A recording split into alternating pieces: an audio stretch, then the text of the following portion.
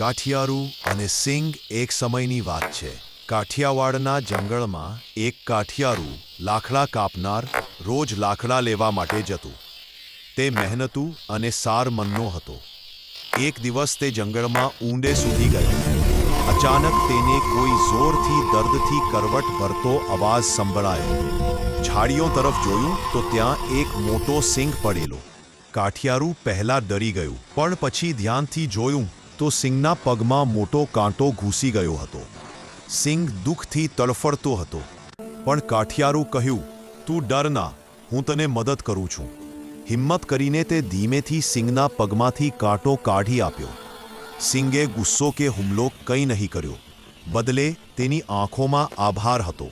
થોડીવાર બાદ સિંગ શાંતિથી ઊભો રહ્યો અને જંગલમાં ચાલ્યો ગયો. વર્ષો પસાર થયા.